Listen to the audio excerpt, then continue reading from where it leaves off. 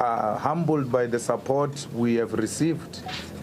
And we also want to take this opportunity to thank our ground forces for the hard work they've put into the whole campaign.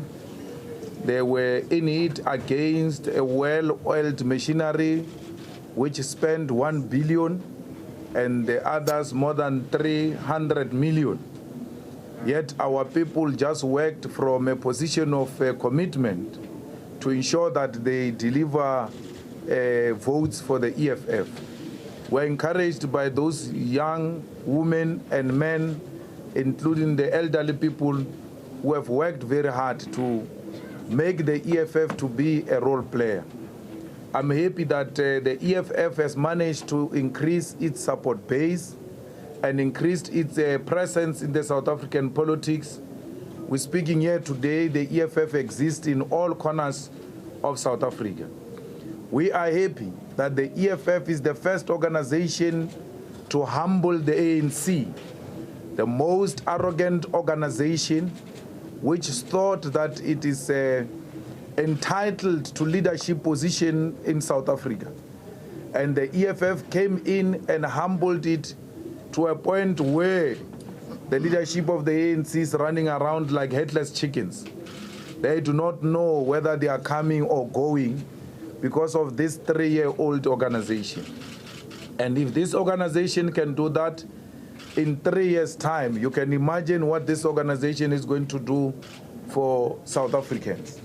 And we are happy that the EFF has actually ensured that the ANC get less than 60% nationally, because the ANC receiving a majority of votes thought that they were doing something right. Now the whispering is too loud. The message is clear, the writing is on the wall, and 2019 is going to be a serious challenge for the ruling party. We hear that people are talking about coalitions in other municipalities, particularly in the metros. We want to put it on record that no one has approached us. And therefore, we are unable to speak about coalition because we are not the party that received the majority anyway. I thought the people who must approach others are those who are leading in those metros, and not the small parties approaching the bigger parties, because that amounts to uncontrollable desire for power, something we do not suffer from. So after elections, I was at home with my grandmother. There was nothing I was doing, really, taking some rest, because the people are busy counting the elections. So we have not been busy engaging with anyone. We are not going to do that. We're not going to talk to anyone. We're not going to approach anyone. We will wait for those who are interested to approach us, and then we'll take the discussion from there. A point has been made very clearly by the leadership of the EFF that we are not prepared to speak to the ANC or engage in any form of coalition with the ANC. But you all know that we exist in a democratic country. We cannot close our ears when we are spoken to by anyone. So far, no one is talking to us. But we are celebrating. We've done very well, and we are happy the ANC has been punished. Throughout the campaign, I said, we must punish the ANC. We must humble the ANC. The ANC is arrogant. And I've given myself a personal task to ensure that in my lifetime, I want to see the ANC out of power, so that those who come after the ANC should know that no one is entitled to position of power. They must know that there is no contract between politicians and the voter that says, till death do us apart. There's no such a contract. Here, our marriage depends on your ability to deliver. We want a government which is a blesser to the poor. If you are not a blesser to the poor as government, you are out. And the poor masses of our people have done exactly that. Congratulations, South Africa. We are hopeful. We are highly motivated. We are soldiering on. We are winning this battle. I've never seen them so humbled, even on TVs, even on their table here. You can see that the mood of 2014 and the mood of today are different. If we're in America, the Americans were going to be showing us the footages. You see, the problem here at home is that we are not that advanced with our journalists. Americans were going to be showing us the footages of 2014 and the footages of 2016. So I'm challenging you to show us the mood of 2014 and the footages of 2016 from a table of the ANC. Tables have turned. We warned them. Don't play against the Constitution. You will not win when you play against the Constitution. The Constitution of South Africa today is dancing because they undermined it. The people have been speaking and saying, don't do what you are doing. They were not listening. Now today I hear the similarities between the ANC and the EFF through ANC spokespersons and the SG. No, the EFF is a natural ally. How? Were you not thinking about that when you were beating us up in Parliament? You should have thought that this day will come. So, Adiba, yeah. Thank you. Excellent. Let's thank you very much, Commander-in-Chief. I'm going to take the first round of questions. I'll start with Aldrin, and then 2, and then 3, Tehila, 4, Ranjeni, 5. Yeah, others 6. you don't see there. Yeah. Heidi, is that you? No, it's actually great. Okay. Number 1. Good afternoon, Alvin Sophia from SABC TV News. During the 2020 elections, you had a similar press briefing saying that the EFF is a government in waiting. That didn't happen. You went on various rallies saying that the EFF will be in power in some municipalities. That again has not happened.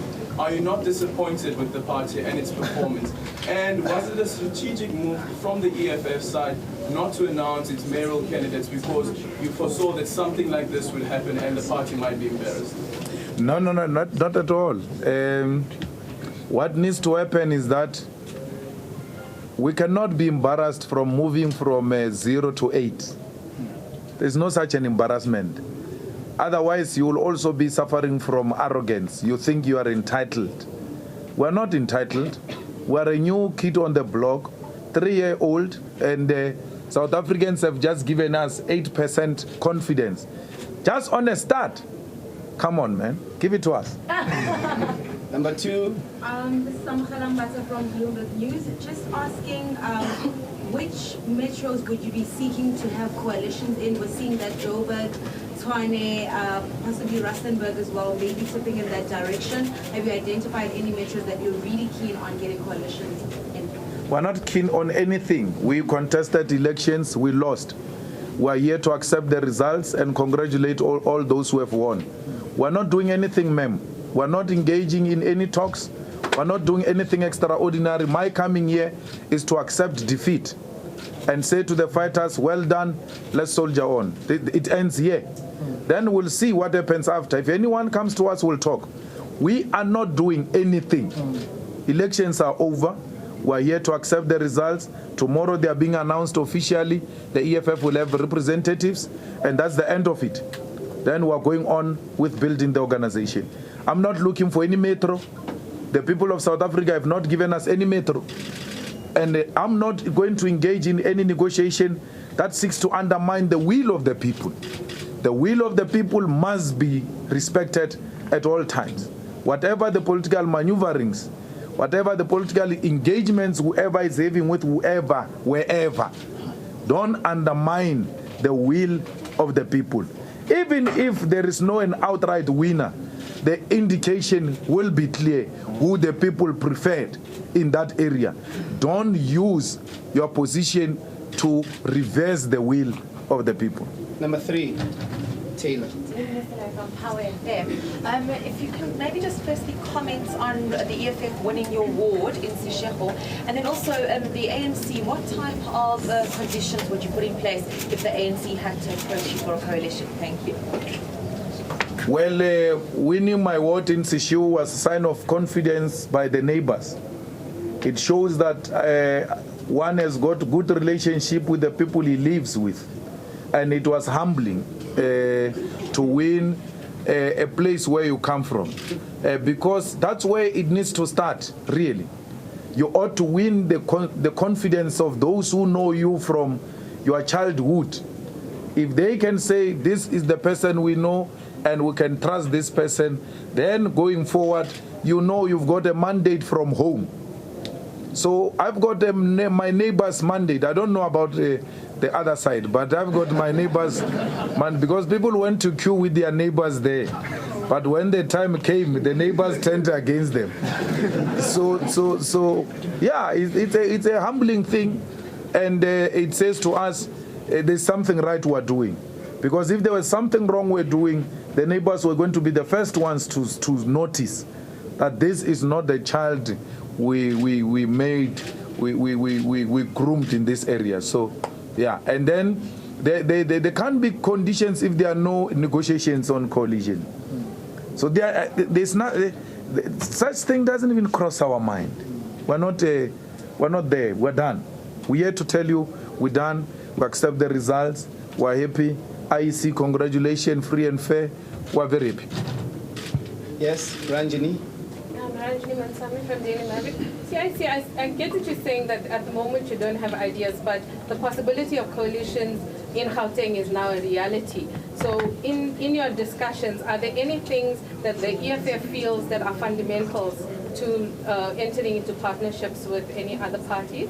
And secondly, you had hoped to win a municipality, at least one municipality, to be able to showcase the EFF's model for delivery. Now that you have not won any as yet, as the results stand, what is your game plan for local government? Well, we had hoped to win one municipality so that we can demonstrate to South Africa how the EFF government would look like. And the South Africans said it was not the time to demonstrate. You firstly have to demonstrate the strength and the growth before we can even entrust you with running the smallest municipality. So the EFF will continue to participate in Parliament, represent our people, and it will participate in the local government councils. That's where we're going to make our impact. All the wards that are won by the EFF, the basic necessities like water, will provide from the EFF party fund. We are going to do the boreholes in the areas where we won the ward. If people don't have water, we are going to help in the wards where the EFF has won. We will not rely on the municipality to help our ward. We are going to try and do everything in our power, because we know that where the EFF has won a ward, such a ward is going to be a victim of those who are in power. So we have to somehow find a way of ensuring that that ward gets support. And we are going to do that in those wards that we have won. And we are going to help some of the needy kids in those wards who want to go to school and the parents do not have money. So our wards must be ready to receive some form of assistance directly from the EFF, because we are grateful of the type of support those wards have given to us. We will take from every EFF member of Parliament, by the way, contributes money from her salary, the same thing from the councillors, and we'll put together those resources and see how best we help. When we're doing door-to-door in Malamulele, in the villages, we're touched by the conditions of our people. Some villagers were even saying to us, stop promising us the roads and all because they are impossible. It looks like they're not real. Can you just come and do a borehole, because there is no single borehole here. And when we did a quotation with the deputy president of the borehole, it's 60,000 rand to do a borehole of 10,000 liters. And we're like, but we don't have to wait for us to take over government. We just have to help these people who don't have basic thing like water. And it doesn't, make the EFF lose anything to take 60,000 to go and give a needy village. borehole. So we're going to be looking into things like that as a way of appreciating those who have voted for the EFF. Okay, I'm fine.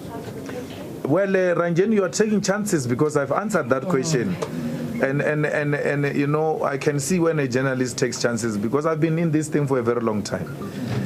So from when I was a child, so you are trying your luck, I know. That's why I'm not answering it, because your colleague next to you asked the same question. And you are effectively undermining her because you are saying to her, you didn't ask it properly. I will ask it in such a way that you will have to answer. Yes, thank you.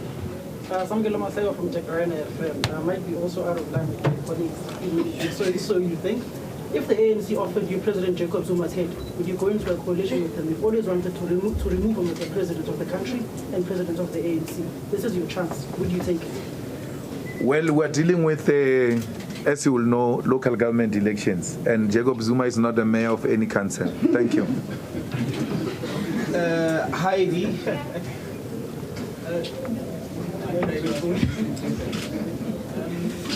clarify, when you say that you won't go into a coalition with ANC, but you can't close your ears if anyone wants to talk to you, does that mean you're not ruling out? Well, that will be very childish to refuse to talk to people. Can you imagine the ANC comes here and they say they want to talk to me and I'm like, I can't do that. That would be very, I don't want a situation where you see us talking to ANC and then you're like, you never say, you said you won't talk to them. We're talking to them, but moving from a particular principle. That says we are not prepared to get into a coalition with the ANC, but it doesn't mean you can't talk to them. We are elders like this. We are matured like that. We must listen to each other. That's what constitutes our democracy. That's what makes it to be what it is. The ability to talk to one another, the ability to listen to each other. Okay, last round. 1, 2, 3 at the back there. 4. You are number 4, Chief. 5, Natasha. And then 6, I can't see. That will be all. Let's start with number 6. All right, I just want to ask whether you're aware that a journalist from ANN7 was assaulted by one of your colleagues when you the electoral code of I'm not following. I can't hear, ma'am. So I don't misrepresent your ANN7 question. Are you aware that yesterday a journalist from ANN7 was insulted by one of your colleagues, and that is against the electoral code, which encourages media organizations to report fairly and on all organizations? Well, my sister, you will know that she's talking about code, electoral code. Let's go to the IEC. The electoral code is also not above the Constitution. It's also our right to refuse to speak to you. It's not an insult. We don't want to talk to you. And it is within our right to say so. So if we don't, and we have made it very clear that we don't want to talk to ANN7 because ANN7 is not a news agency. It's masquerading as news agency, but it's an institution that promotes racketeering and fraud and all sorts of criminal activities in this country. So we are refusing, and no one is going to force us, not even electoral court. We are prepared to go to our graves for refusing to speak to ANN7. Prison is too small. So if there is any law we have contradicted, let us be arrested for refusing to speak to ANN. She's an agent. She's exactly that. And if she didn't want to hear those words from the deputy president, she should have played very far. Because she knows how we feel about ANN7. So we're not going to even apologize for that. These journalists, we worked with them. Not a single journalist here will say was censored or harassed or anything by the EFF. That's who we are. We are refusing to legitimize a gangster which has captured our country. We are not part of that. We are going to fight tooth and nail to liberate this country from Zuma, from the Guptas.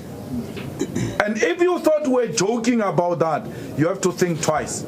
We feel very strong about that. Our country has been captured. Our country is being molested by the Guptas and Jacob Zuma without a Vaseline. Number 5.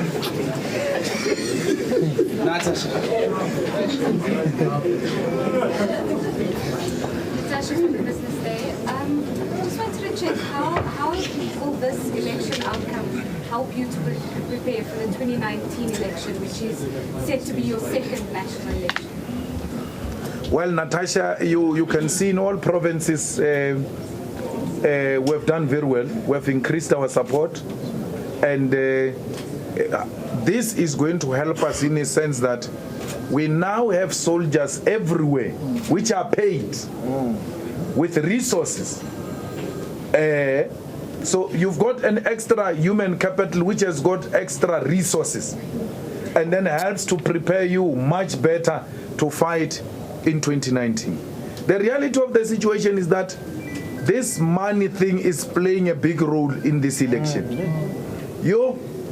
People have spent 1 billion here doing a deb. Journalists, artists rather, paid to do debbing. 1 million. Debbing has fallen now. Debbing has fallen. Asinavalo, nonsense. Everywhere they are suffering from valo now. Debbing, 1 billion for debbing. Pugutu does not produce any results. Why? Because you used rappers with unconscious rappers who are in it for money.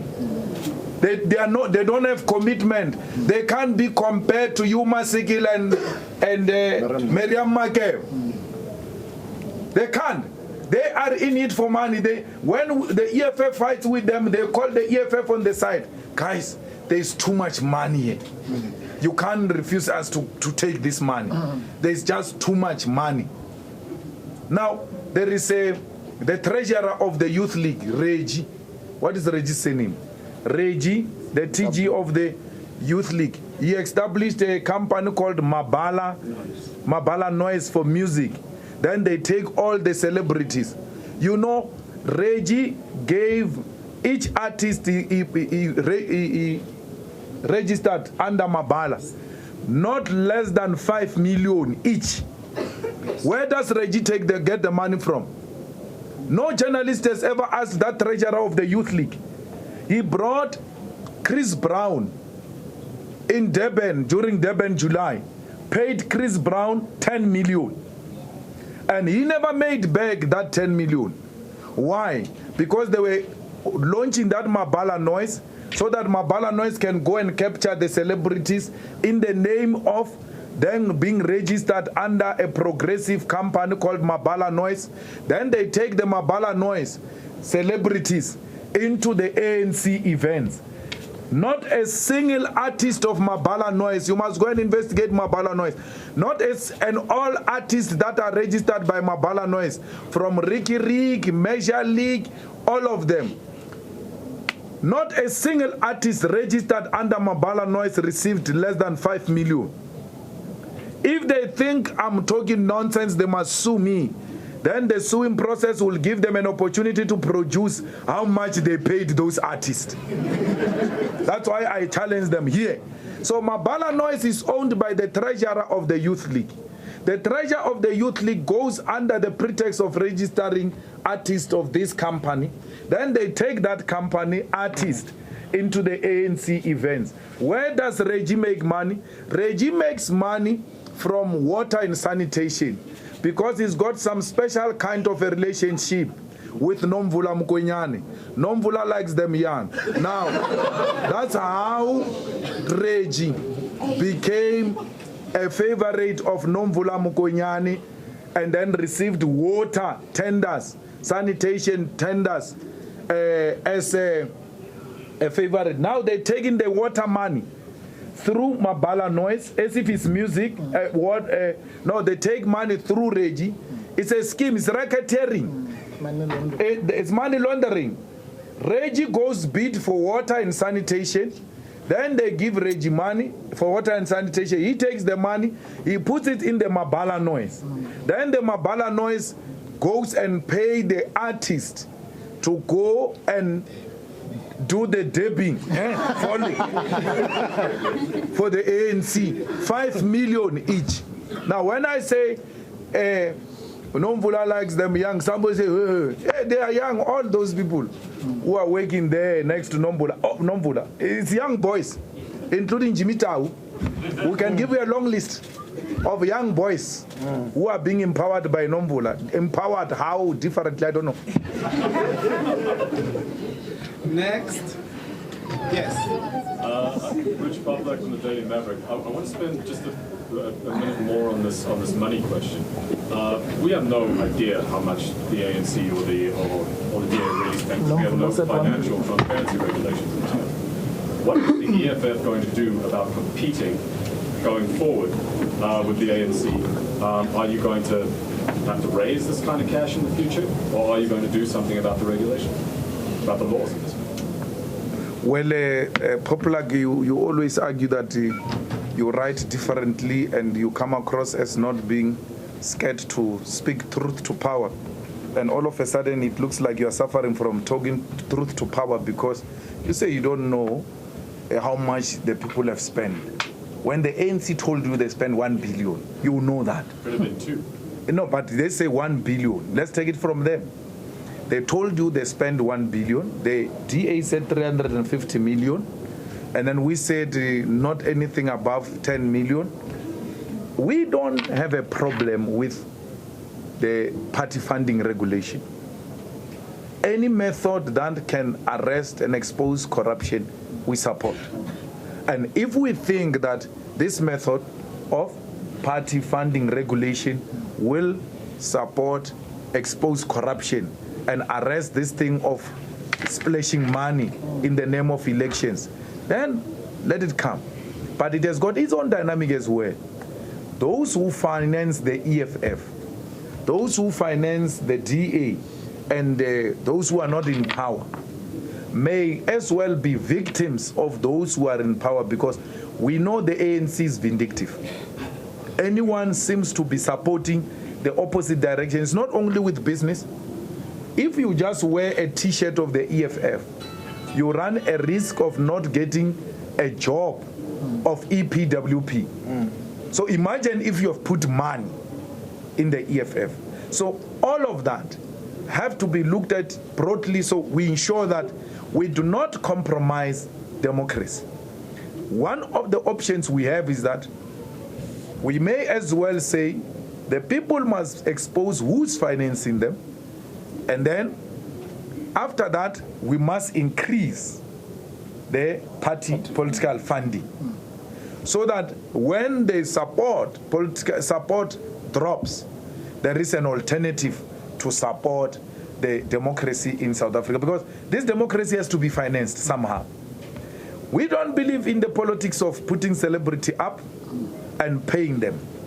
We don't believe in the politics of patronage and giving people t-shirts. I saw you saying the EFF was criticizing the ANC, yet they are giving people t-shirts at their rally. That is identity. It's a party identity. We are in our rally. It must reflect the raid. There is no any other way you can do it. But to do door to door with a full of t-shirts here. Not pamphlets. When not pamphlets. You don't give people pamphlets, you give them t-shirts. When they say the ANC is not delivering, you silence them with a t-shirt. Hey, we are not working. Give them t-shirts. That's wrong. We must distribute pamphlets more than t-shirts. But in our events, exclusive EFF event, there must be a party identity. People must have party identity because it's an EFF event. but not door to door, not when you've got visibility in the taxi ranks, and then instead of informing people of what you're going to do or what you have done, you are giving them t-shirts. That we don't agree with.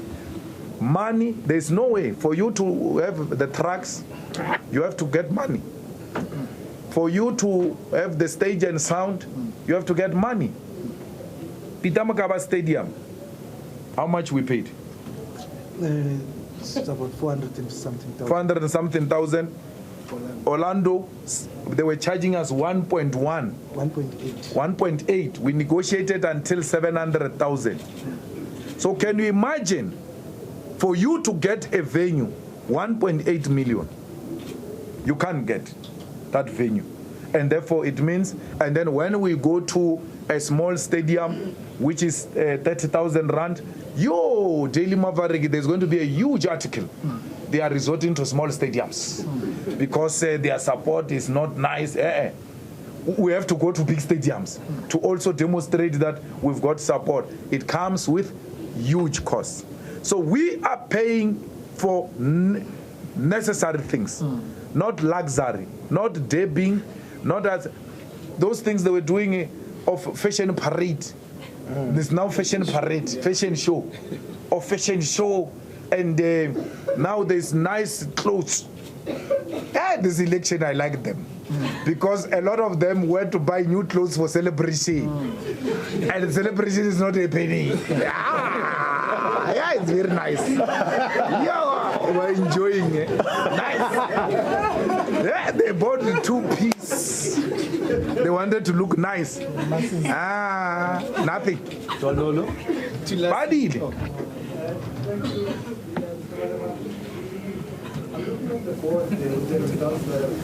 Yeah. The ANC has, in terms of the ward contest, more than 3,000 in terms of the wards where they've won. The DAs just over 600. Yours stands at about 8, thereabouts, according to those results today. What does that say to you in terms of whether or not you were able to inspire confidence with the candidates that you feel that, as opposed to winning the PR,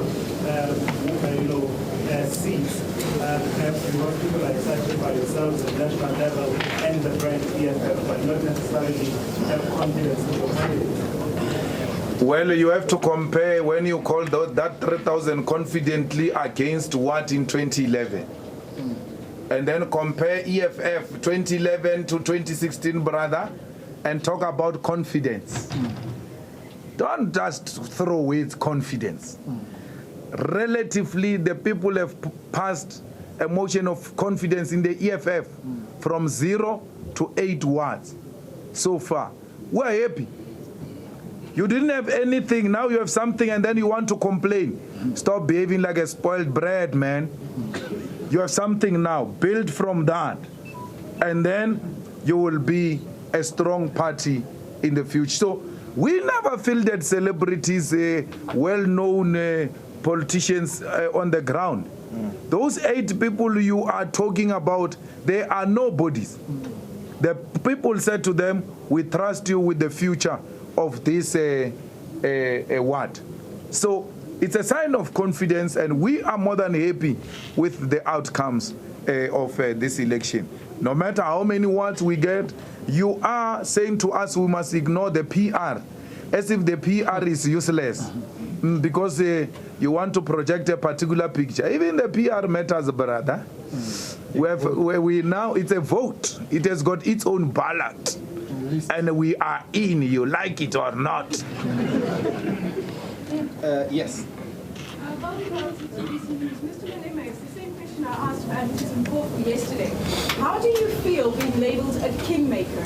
And just a point of clarity, I want to know if you will talk to the ANC about a coalition, because you said we'll talk, we can't not talk to them. Will you or won't you? It's a yes or no, please. We're not in a sub-A classroom, my ma'am.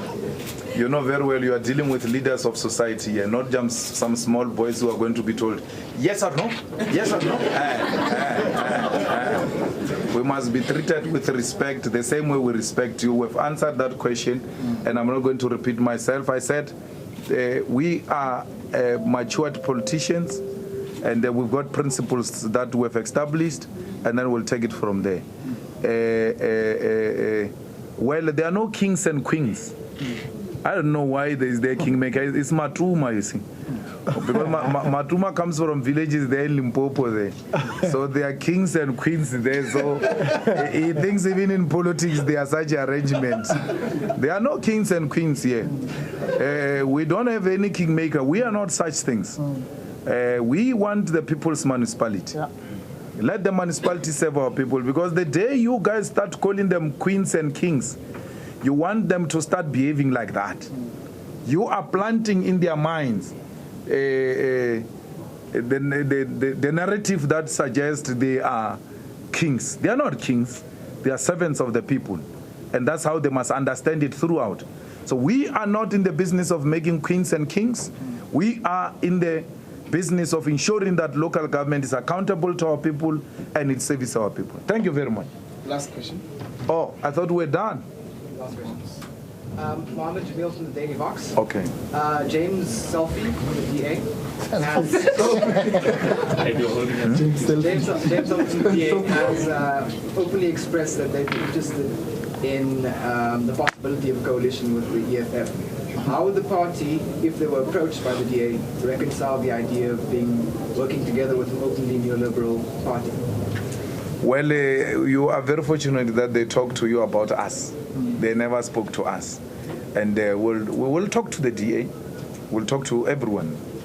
And we'll take it from there. Remember, the EFF has got some non-negotiable principles, which whoever we engage with will have to adhere to those principles.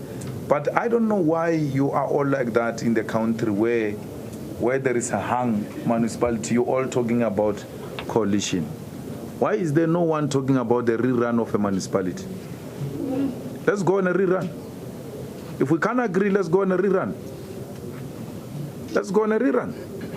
So I'm saying it's not a coalition at all costs. And there's not going to be a coalition at all costs. We're not in that business. We have to agree on the land with everyone who wants to speak to us. If we can't agree, let's go on a rerun. But if the other one has got 49, he's just scared that if he goes on his own, these ones may gang up with the EFF against them. We will pull out. We'll abstain. ANC, let's give the people the land. If they don't agree, that's fine. DA, if they don't agree, that's fine. Go and constitute your own municipality. They can't find each other because of the numbers is hang for real. Let's go on a rerun. And then, if it's not hang, it's just that the other one has got a majority, and they are scared if you vote with the other one, they will lose. We will abstain. Let them go. We're more than happy to be in opposition. I'm not desperate to be anything anywhere. We're building this thing from the ground nicely. It's cruising nicely. Why rush? Why rush? Why should the ANC think we must rescue it? Why should the DA think that we must be the ones to promote white arrogance and privilege? Come, let them come here. They will get more than what they bargained for. By the time we finish those meetings, we'll be agreeing on a concrete program on how we're going to change the life of an African child. I'm not fighting for white people. Neither am I fighting against them. They've got nothing to fight for. Everything else they are asking for is to protect privilege. That's all they want. DA must tell me, from this coalition, how does an African child benefit? That's all we're asking. An African child must benefit from anything else the EFF is going to constitute. If the African child doesn't stand to benefit anything, the door is open. Why should it be people be so disparately? Because this desperation, money is going to exchange hands now. If we allow this desperation to go on, some people are going to be given money now in the EFF because we allow desperation. Two things, there are three options. One, coalition. Two, rerun. Three, abstain. Thank you. Thank you, everybody, and have a great weekend. It's going to be interesting for a very long time. It's not over. It's not over.